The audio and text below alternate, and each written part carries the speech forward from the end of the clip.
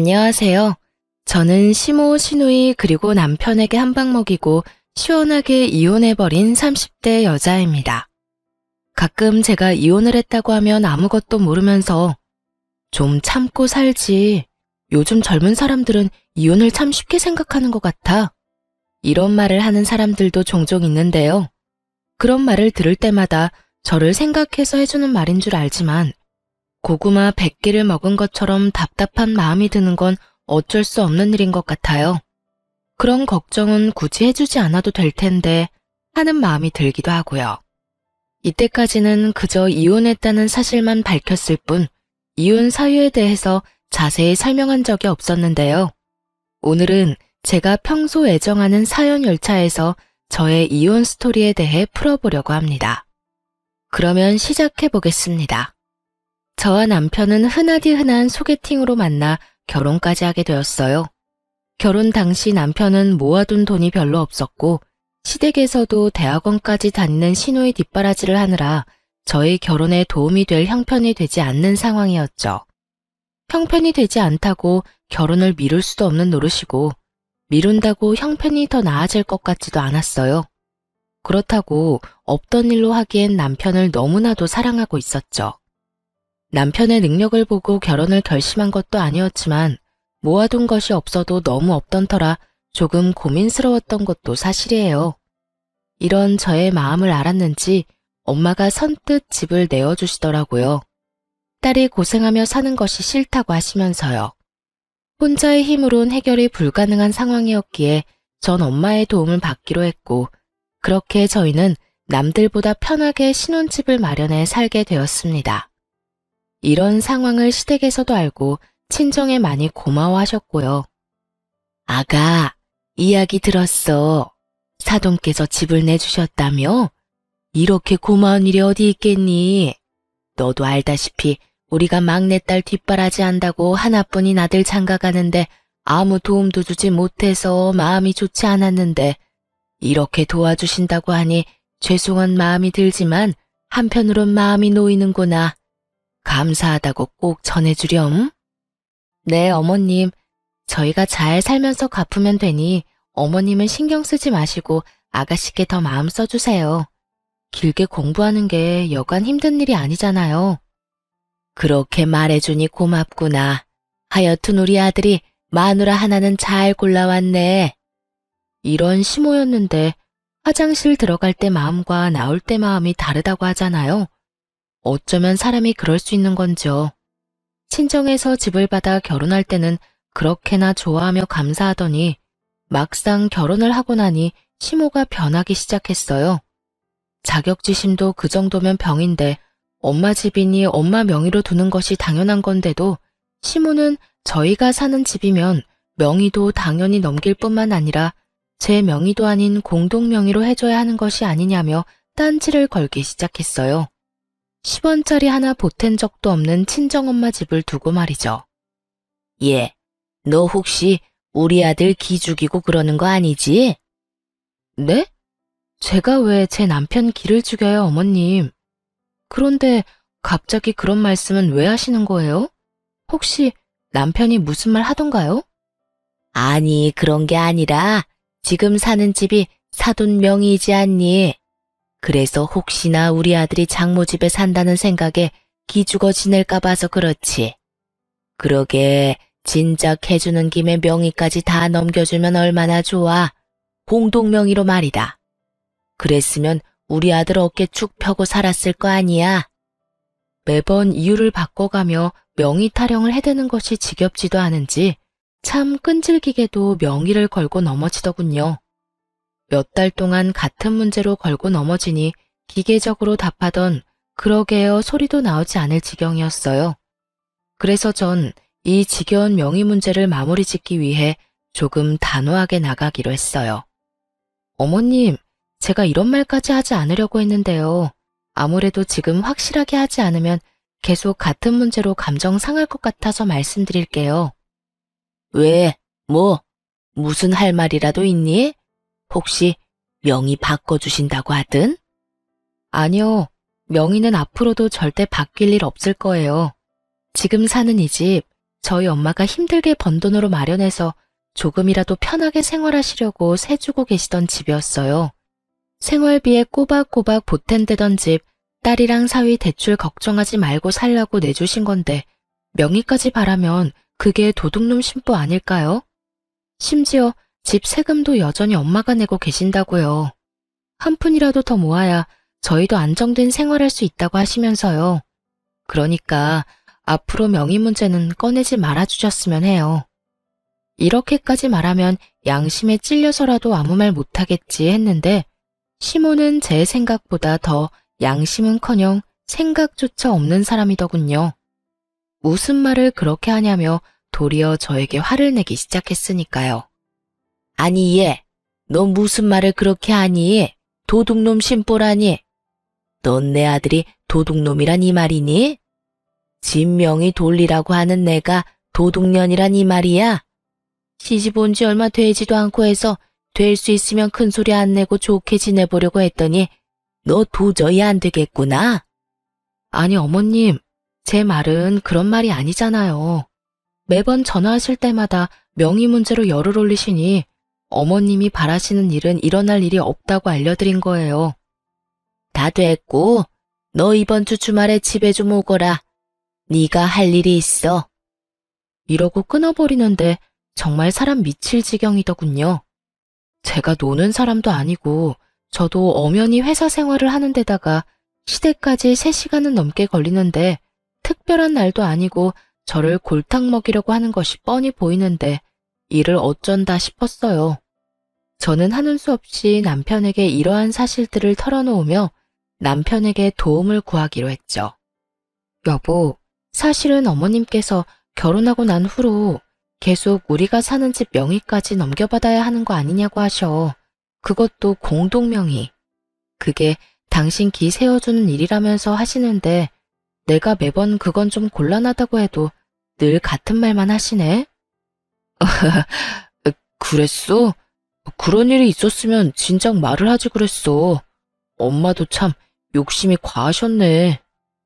당신 걱정되는 마음에 그렇게 말씀하시는 거 알겠는데 이번에 또 전화와서 그러시길래 그건 안 되는 일이라고 좀 단호하게 말했더니 주말에 집에 오라고 하시더라고. 할 일이 있다면서. 어떻게 하지? 어떻게 하긴 뭘 어떻게 해. 가면 혼은 혼대로 나고 일은 일대로 할 게 뻔한데. 가지마. 내가 엄마한테 전화해서 일 있다고 잘 말할게. 당신 회사에 중요한 일 맞아서 주말에도 일 나간다고 하면 돼.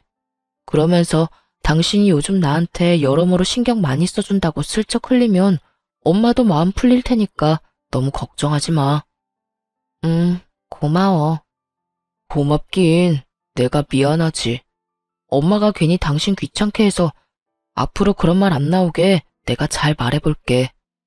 이때까진 남의 편이 아닌 제 편이었던 남편은 호언장담한 대로 시모를 잘 구워 삶은 모양이었어요. 다음날 시모에게서 다정한 목소리로 주말에 바쁘면 굳이 오지 않아도 된다는 전화를 받았거든요. 이로써 더는 시댁 일로 신경 쓸 일이 없겠거니 했는데 글쎄 더 큰 문제가 저를 기다리고 있더군요. 그건 바로 시누이였어요. 시누이는 철딱서니가 없어도 그렇게 없을 수가 없었는데 가끔 시댁에 갈 때마다 제가 본 시누이의 모습은 저희가 오든 가든 인사도 하지 않는 것은 기본이었고 방에서 온종일 뭘 하는 것인지 방은 엉망진창 그런 난리도 또 없더군요. 그런 인간이 집안일을 돕는 일은 전혀 없었고 식사 자리도 가장 늦게 나와 밥만 딱 먹고선 제 밥그릇 한번 치우는 법이 없더군요. 본인 행동은 그따위로 굴면서 입만 열면 하는 말은 가관이었어요. 언니, 엄마한테 들었는데 생전 엄마한테 전화 한 통 안 한다면서요? 며느리로서 적어도 일주일에 한 번은 시어머니한테 연락해야 하는 거 아니에요? 도리 몰라요, 도리?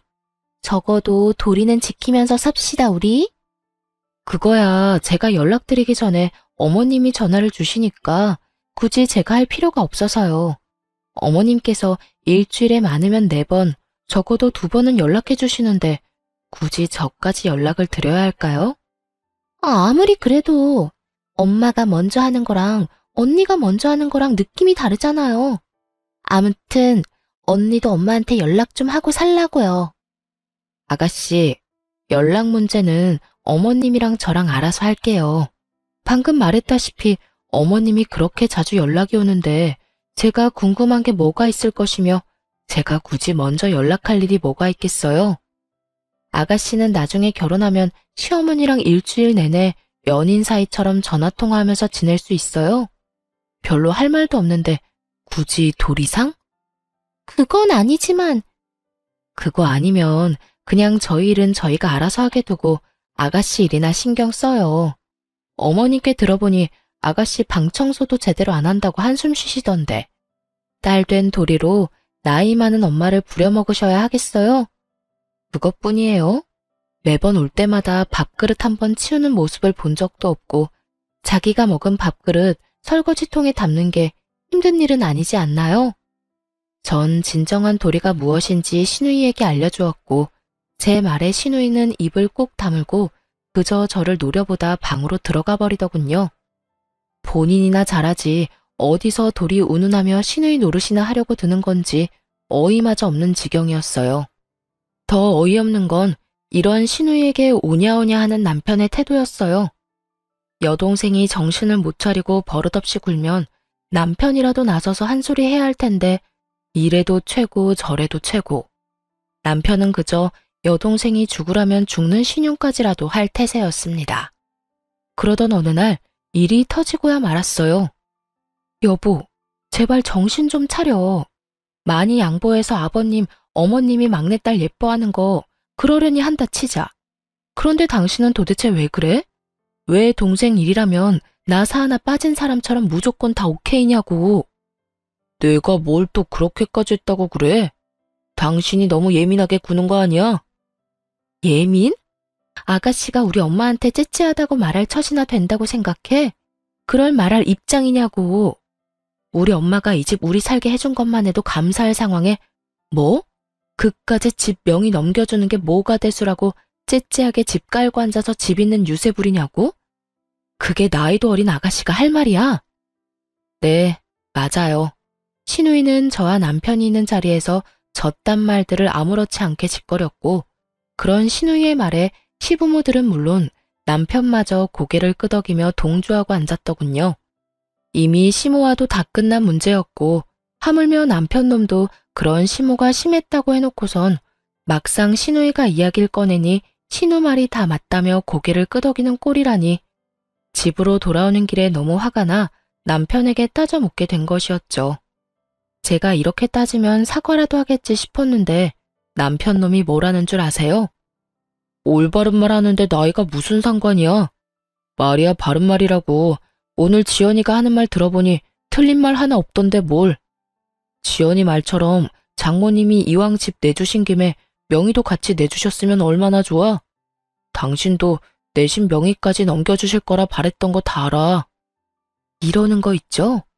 그전까진 시모의 과한 욕심이라고 하던 사람은 어디로 갔는지 여동생이 그딴 식으로 한 말을 옹호라고 나서는 꼴이라니. 남편의 말을 듣는 순간 전 머리끝까지 화가 치솟아 올랐고 그야말로 남편을 쥐잡듯 잡아버렸습니다. 알긴 뭘 알아. 내가 당신이랑 당신 집 같은 줄 알아? 어떻게 사람들이 양심이 없어? 새 한 푼 내지 않고 우리 엄마 집에서 살면서 뭐? 이젠 명의까지 내놓으라고? 거기에다 째째해. 당신은 다를 줄 알았는데 뭐가 어쩌고 저째? 이럴 줄 알았으면 엄마가 집 들어가서 그냥 살라고 할 때 반대하는 거였어. 아니다. 지금이라도 늦지 않았네. 우리 이사 나가. 이사 나가서 대출을 껴서 집을 사든 월세살이를 하든 그렇게 하자고. 난 더는 우리 엄마한테 감사하기는커녕 명의까지 탐내는 당신이랑 우리 엄마 집에서 못 살아. 제 말에서 깊은 분노를 느낀 남편은 서둘러 그런 뜻이 아니었다며 저를 달래기 시작했고 집에 도착할 때까지 전 한마디도 하지 않았어요. 화가 너무 난 상태였던지라 입을 여는 순간 이혼이라는 말이 나올 것만 같았거든요. 그 후론 남편이나 시댁에서나 명의 이야기는 꺼내는 일이 없었고 저는 최선을 다해 시댁 식구와의 만남을 피하며 지내고 있었습니다. 만날 때마다 기분만 상할 뿐더러 기운만 뺏기니 아무리 시댁 식구라 한들 만나고 싶지 않은 마음이 컸으니까요. 남편 역시 이런 제 마음을 알았는지 굳이 시댁 식구들과 저를 엮지 않고 지내며 가족들이 생각나거나 보고 싶은 날엔 혼자 다녀오곤 하더군요. 지금 생각하면 정말 시댁에 간 건 맞았나 싶긴 하지만요. 하여튼 그렇게 저에겐 평화롭던 어느 날 남편이 제 눈치를 살피는가 싶더니 어렵게 이야기를 꺼내놓더라고요.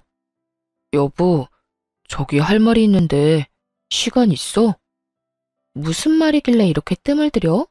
왜? 무슨 일 있어? 그게 다른 게 아니라 지연이가 서울에 온다네? 며칠 지내고 간다나 봐. 아가씨가? 왜? 며칠이나? 한 3일 정도? 놀러 오는 게 아니라 취업 때문에 여기저기 자리 알아본다고 올라온다는데 우리 집에서 좀 지내면 안 돼? 평소 시누이가 집에서 어떤 꼴로 지내는지 뻔히 아는데 저희 집에 들일 순 없는 노릇이었죠. 하물며 서로 앙금도 남아있던 터라 더욱 집에서 지내게 하고 싶진 않더라고요. 누군 고작 3일이라고 할 수도 있겠지만 저에겐 그 3일이 지옥 같을 것이라 믿어 의심치 않았기에 저는 고민할 것도 없이 남편에게 이렇게 말했어요. 당신도 알지? 그때 일로 아가씨나 나나 아직 앙금 남아있는 거. 거기에다 그때 아가씨 그 말 때문에 우리 크게 싸우기까지 했었어. 그런데 우리 집에 아가씨를 3일이나 지내게 하자고? 난 싫어. 절대 싫어. 그리고 아가씨 자기 손으로 뭐 하나 할 줄 아는 것도 없잖아.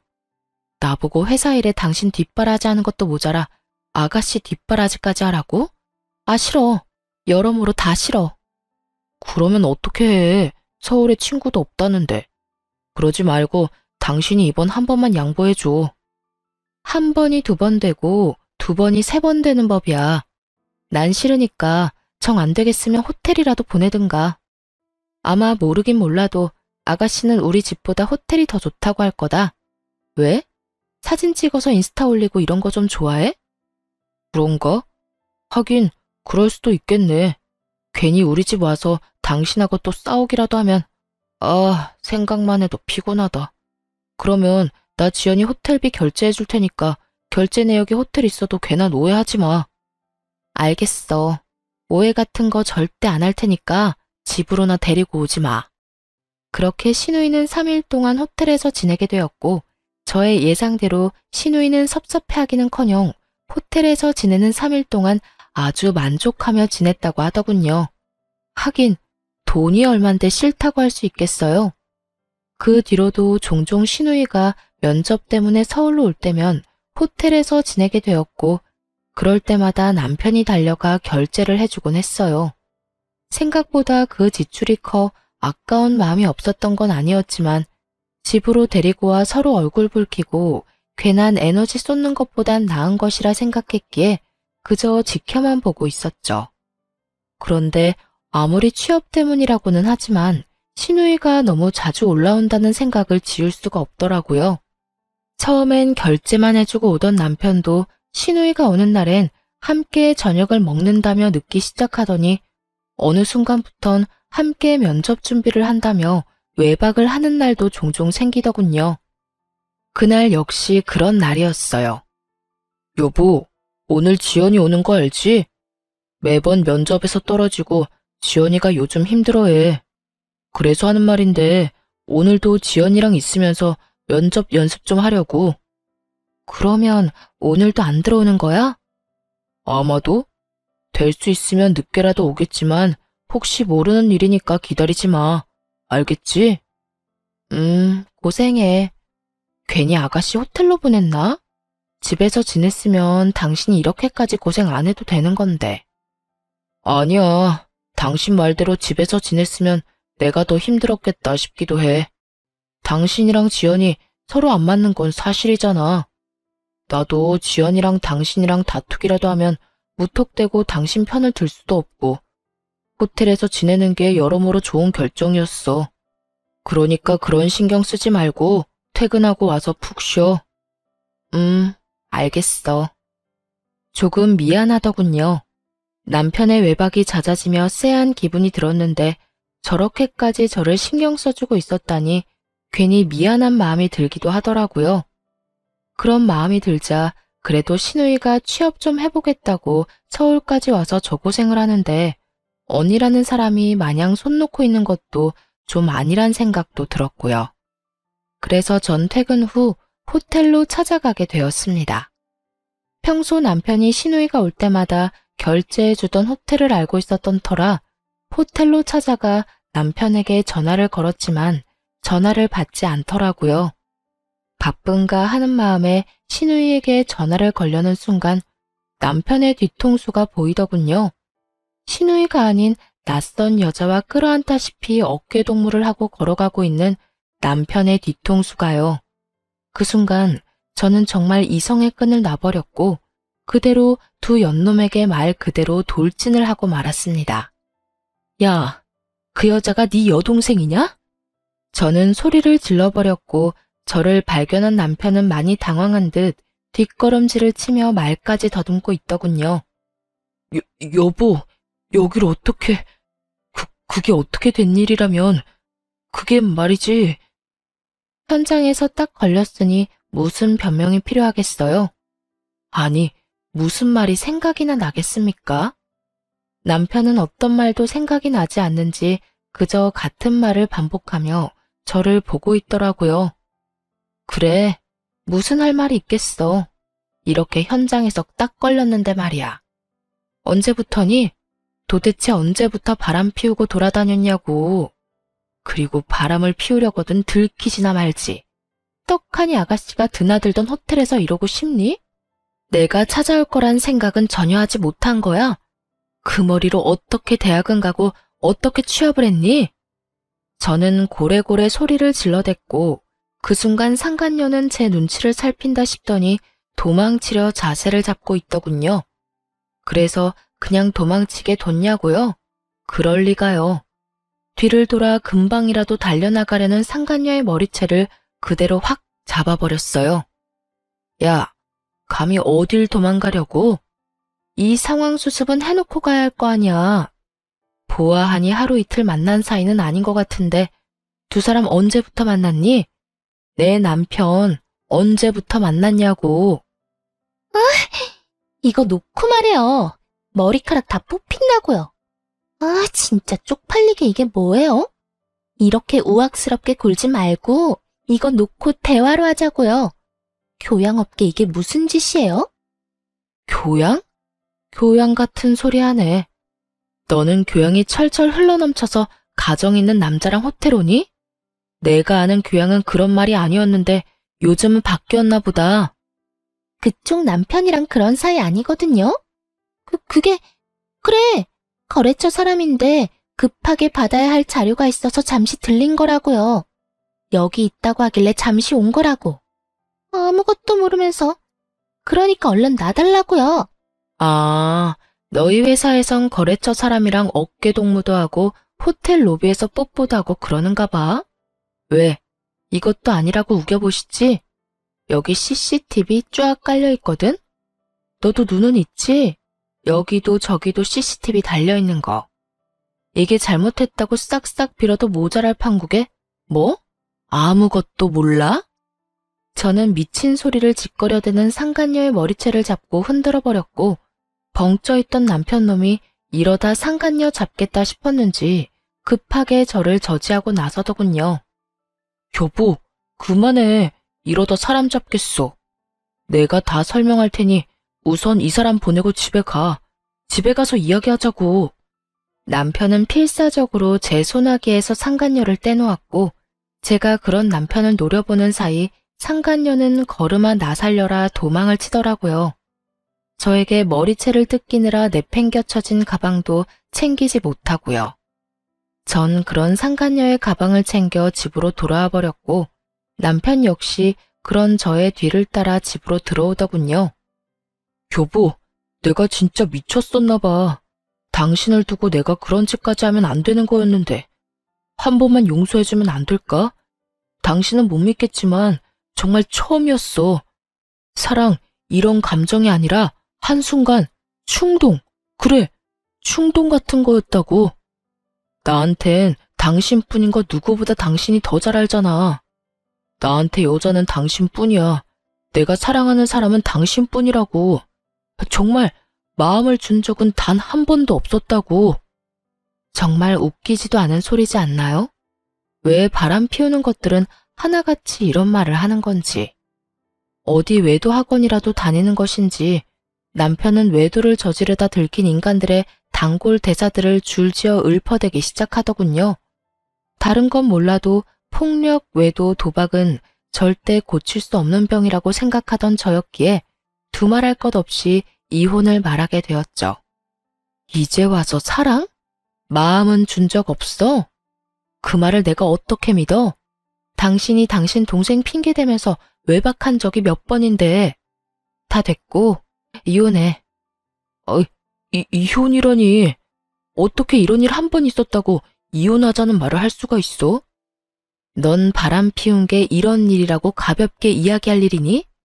넌 그런 줄 몰라도 난 아니야. 난 다른 건 몰라도 바람, 폭력, 도박은 절대 고칠 수 없는 병이라고 생각하는 사람이고 당신한테도 이런 내 생각은 연애할 때부터 끊임없이 말했던 바야. 그렇게까지 했는데도 불구하고 당신이 이딴 짓까지 했을 땐 당연히 이혼 정도는 각오했어야지. 저는 단호했고 이런 저의 단호한 태도에 남편은 한 발 물러서더라고요. 물러설 수밖에 없었죠. 제가 남편이 도착하기 전 미리 싸두었던 남편의 짐을 현관문 밖으로 던져버렸으니까요. 당신 지금 너무 흥분한 것 같다.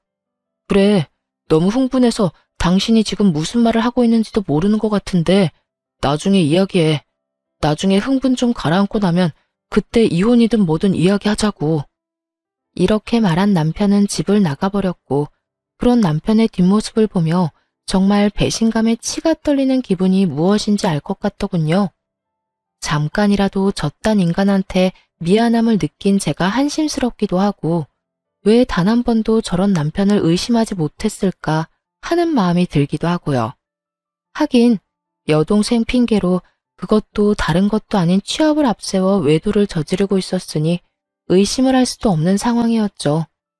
거기에다 시누이가 정말 올라온 적도 있었고 그런 시누이라면 벌벌 떠는 남편이었으니 꿈에도 생각하지 못했던 것입니다. 그렇게 남편에 대한 원망과 스스로에 대한 한탄으로 치를 떨고 있는데 집에서 나간 지 5분도 되지 않은 남편에게서 전화가 오더군요. 제 휴대전화가 아닌 상간녀가 미처 챙기지 못한 가방 안에 들어있던 상간녀의 휴대전화로요. 하트만 5개인 이름이 뜨고 전 직감적으로 남편임을 알았고 전 전화를 받아 아무 말도 하지 않고 있었어요. 제가 아무 말도 하지 않자 남편은 화가 난 상간녀가 아무 말도 하지 않고 있다고 생각했는지 혼자 말을 쏟아내기 시작하더군요. 자기야, 화 많이 났어? 왜 아무 말도 안 해? 그래. 나 같아도 화 많이 났을 것 같아. 미안해. 내가 좀 더 조심했어야 했는데 갑자기 그렇게 찾아올지 꿈에도 몰랐어. 나 집에서 쫓겨났다? 이혼하자네? 눈 하나 깜짝하지 않고 이혼하자는데 어쩌면 그렇게 독한지. 하긴 그 여자가 독한 구석이 있어. 내가 말했었지? 그 여자 독하다고. 차라리 잘 됐어. 내가 빨리 정리할 테니까 자기가 늘 원하던 대로 우리 같이 살자. 나 이제 자기뿐이야. 내가 그 여자랑 정리만 깔끔하게 되고 나면 자기한테 잘할게. 우선 이혼 전까진 우리 거리를 좀 두면서 지내야 할 것 같아. 이 여자 지금 눈이 완전 뒤집혀서 무슨 짓까지 할지 예상이 안 돼. 혹시나 회사 찾아와서 난리라도 부리면 우리 둘 다 무사히 회사 생활하는 건 힘들 거야. 내가 끝까지 이혼은 안 된다고 하면서 이 여자 마음 달래면 이혼은 하더라도 회사까진 찾아오지 않을 거야. 그렇게까지 치사하게 굴려자는 아니거든. 하여튼 지금도 당장 자기한테 가고 싶은데 혹시나 사람 붙였을 수도 있어서 못 가. 그러니까 너무 섭섭해하지 말고 많이 놀라고 화났을 텐데 진정 좀 하고 쉬어. 그럼 끊을게. 사랑해 자기야. 난 자기밖에 없어.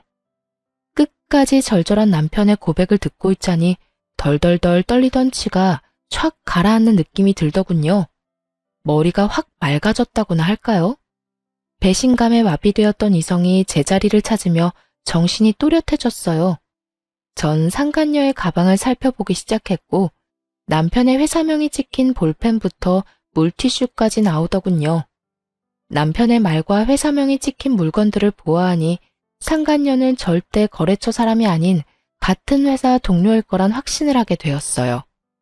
다음 날 전 상간녀의 가방을 챙겨 남편의 회사로 갔고 아니나 다를까 저의 확신처럼 남편 대신 상간녀가 남편의 부서에서 저를 반겨주더군요. 여길 어떻게... 여기서 이러지 말고 나가서 이야기해요. 당신 남편도 지금 여기 없다고요. 지금 아침 회의 들어가서 여기 없어요. 그러니까 나가서 이야기하자고요. 저를 본 상간녀는 저를 잡아 끌며 속삭이기 시작했고 전 그런 상간녀의 팔을 뿌리치며 큰 소리를 내며 말했어요. 어제 머리채 잡힌 거로는 부족했어? 어디서 감히 내 몸에 손을 대? 왜?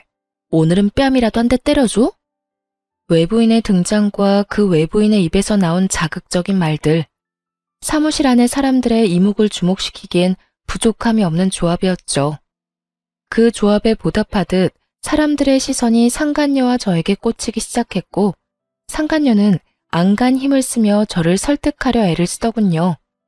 그런 게 아니라 여긴 회사잖아요.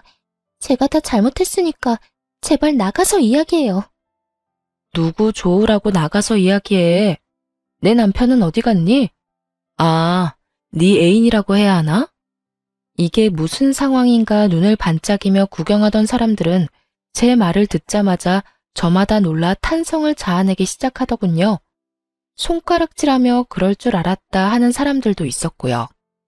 이보세요. 이것도 엄연히 명예훼손인 거 알고 있어요? 경찰에 신고하기 전에 당장 나가요. 나가서 이야기를 나누든 뺨을 때리든 나가서 하자고요. 경찰? 경찰은 내가 부르고 싶은 심정이야. 아, 다 됐고 내 남편 얼굴 보고 가겠다는데 그것도 안 되는 거니? 호텔은 너랑 다녀도 호적은 아직 내 남편인데 얼굴 정도는 보고 가야 하지 않겠어? 이호민 씨, 혹시 이호민 씨 어디 갔나요? 제 입에서 남편의 이름이 나오는 순간 남편이 저에게로 달려오는 모습이 보이더군요. 얼굴이 사색이 되어서요. 여보, 회사까지 찾아오면 어떡해? 내가 내 발로 오겠다는데 네가 무슨 상관이야. 그리고 내가 그냥 왔겠니? 네 애인 가방 주러 왔어. 어제 호텔에서 두고 간 가방. 아, 여기 안에 전용 휴대전화도 있었는데 몰랐지. 하긴 몰랐으니까 어제 전화로 그딴 말이나 짓거려댔겠지. 여보, 그럼 어제 나랑 통화한 게 당신이야? 다 듣고 있었던 거야? 그런데 왜 아무 말도 안 했어? 내 욕을 그렇게나 하는데 내가 무슨 할 말이 있겠어. 그렇게 싫어하는 줄도 모르고 참고 산 내가 바보 등신이지. 하여튼 이 가방 안에 우리 이혼 서류도 들었으니까 도장 찍어서 법원에서 봐. 그렇게 원하는 이혼 해줄 테니까 둘이 함께 알콩달콩 잘 살아봐. 그 행복 언제까지 이어질진 모르겠지만 그렇게 소원이라니 물러서 줘야지. 여보, 그 말을 다 진심이라고 생각하는 거야? 어제는 나도 화가 나서 그랬어. 다 진심일 리가 없잖아. 그리고 아무리 그런 상황이라도 그렇지 회사까지 찾아오면 어떡해. 이렇게까지 난장판을 치면 회사 생활 어떻게 하라고. 내가 이 와중에 니놈 회사 생활까지 걱정해줘야 해? 전현 회사 생활까지 걱정해줘야 하냐고. 내가 너같이 모자란 거 데리고 살아주니까 진짜 혹은 줄 알았니? 네가 잘못했다고 빌면 마음 약해져서 네가 원하는 대로 움직여줄 거라 생각했어? 꿈도 꾸지 마라. 내가 이때껏 참고 산 건 니까지 것도 남편이었으니까, 니까지 걸 사랑했으니까 다 참고 산 거야. 이젠 나한테 사랑 같은 건 없어. 그러니까 나한테 다른 거 기대하지 말고 이혼 준비나 해.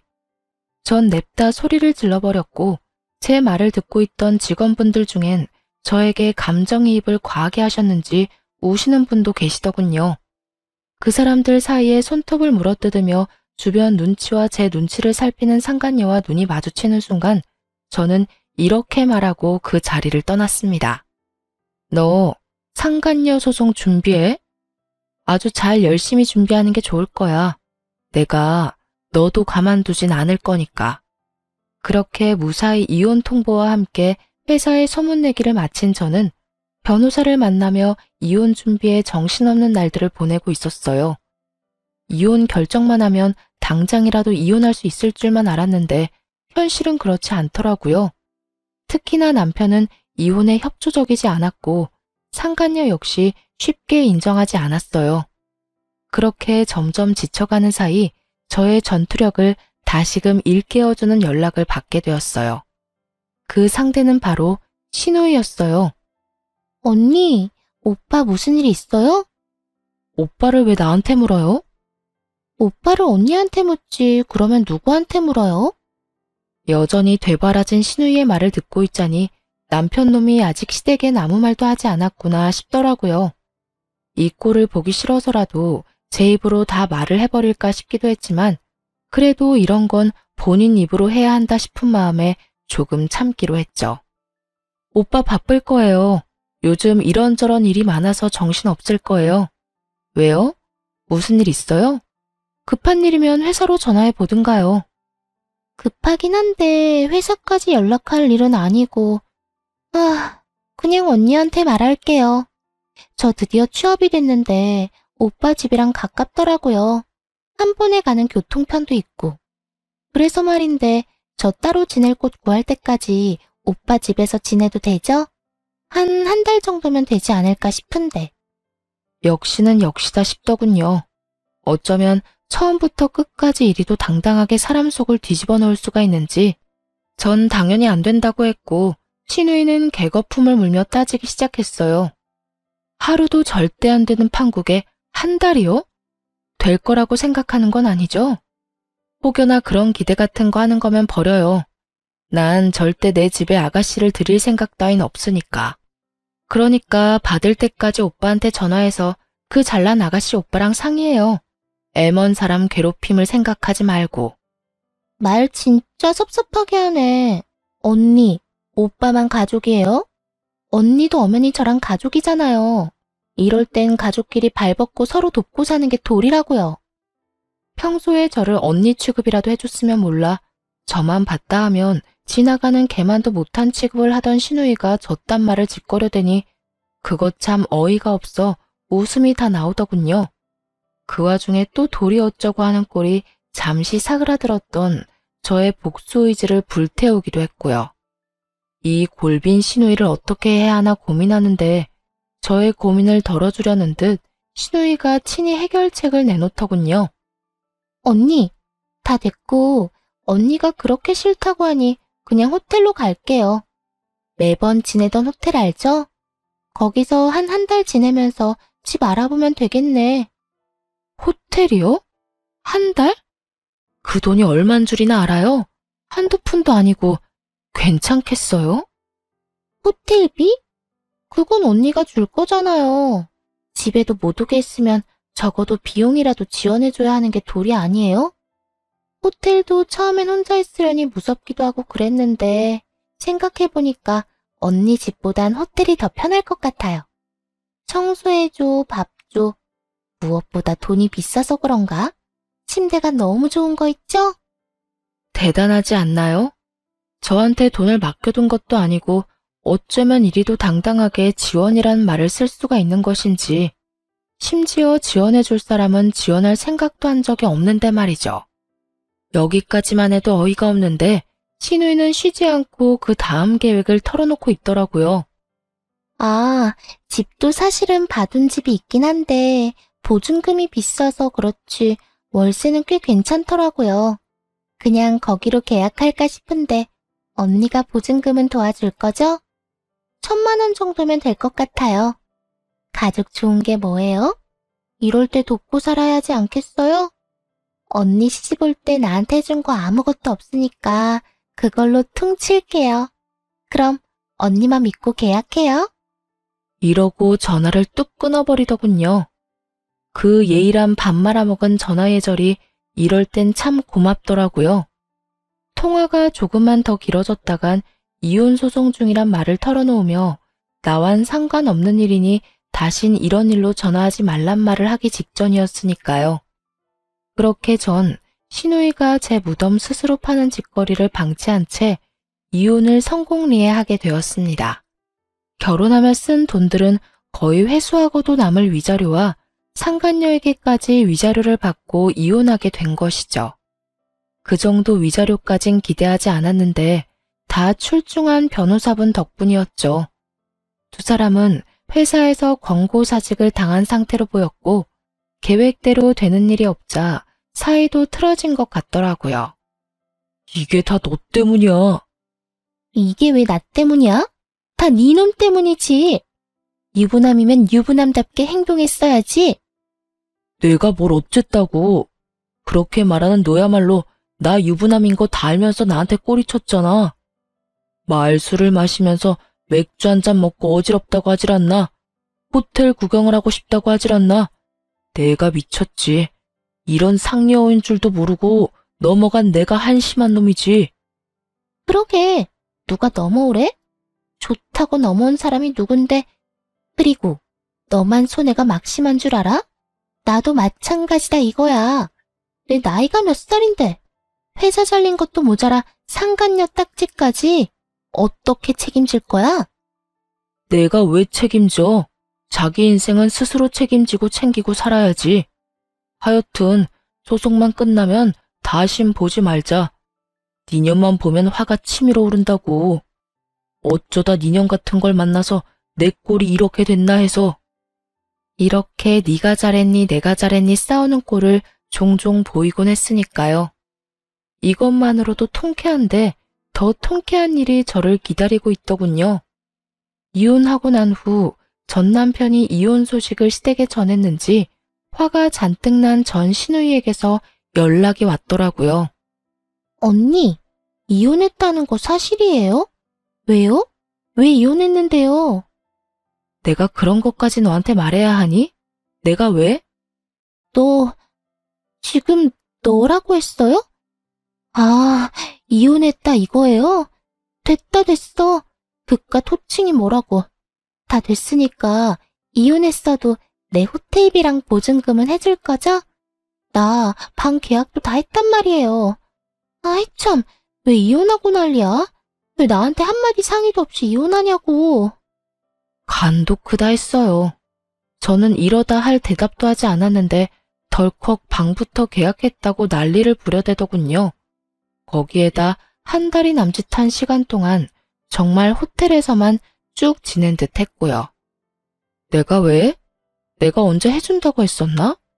그리고 아주 만약에 내가 이혼 안 했더라도 네 호텔비는커녕 보증금 따위 줄 생각은 전혀 없었어. 그런데 지금 이 상황에 내가 왜 너한테 돈을 주겠니? 꿈 좀 깨라. 이제 와서 그렇게 나오면 어떡해요. 지금 쓴 돈이 얼만데. 그러지 말고 호텔비는 오빠한테 달라고 할 테니까 보증금이라도 좀 해달라고요. 마지막 선물. 그래, 마지막으로 나한테 주는 선물이라고 생각하면 되겠네. 마지막 돌이라고 생각하고 오빠한테 받은 위자료로 딱 보증금만 해줘요. 해달라고요. 아, 해달라고. 이러면서 악을 쓰기 시작하는데 도저히 좋은 말론 말이 통하지 않겠더라고요. 제 입 더러워지는 것이 싫어 험한 말은 하고 싶지 않았는데 하는 수 없겠더군요. 이런 미친년이 있나? 야, 미쳐도 곱게 미쳐. 너 나한테 돈 맡겨놨어? 어디 빚쟁이처럼 돈 내놓으라고 이 난리야? 네가 쓰고 네가 쓴 돈 네가 알아서 해결해. 그리고 말끝마다 돌이 찾아대는데 그 좋아하는 돌이 너나 잘 지켜.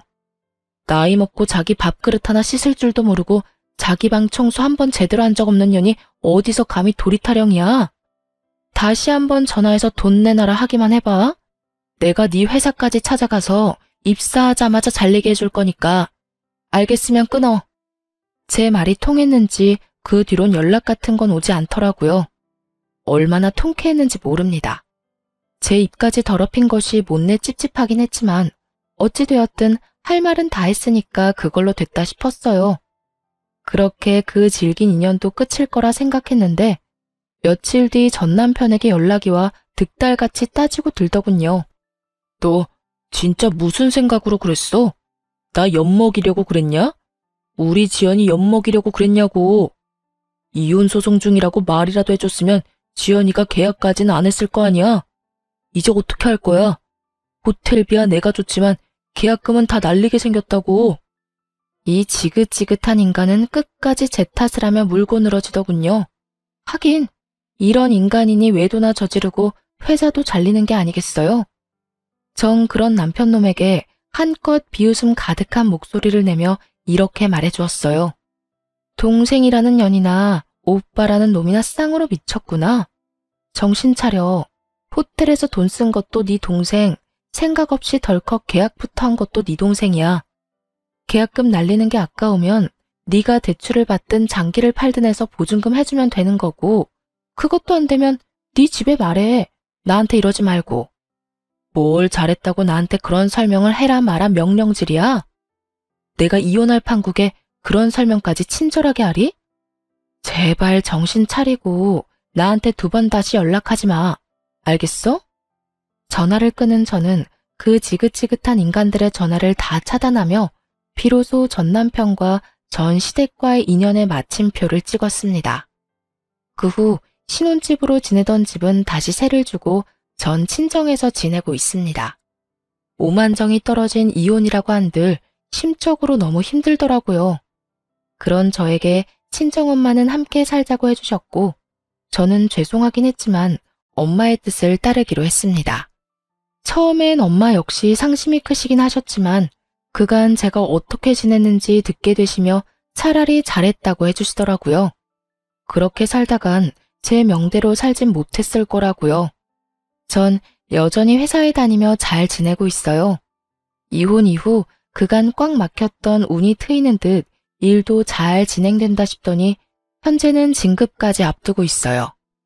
일도 잘 풀리고 가정에서 스트레스 받을 일도 없으니 삶의 활력도 생기고 마음도 훨씬 여유로운 것이 왜 진작 이혼하지 않고 버티고 살았나 후회까지 되는 거 있죠. 이로써 저의 긴 사연도 끝이 났네요. 저의 긴 사연 함께 해주셔서 감사합니다.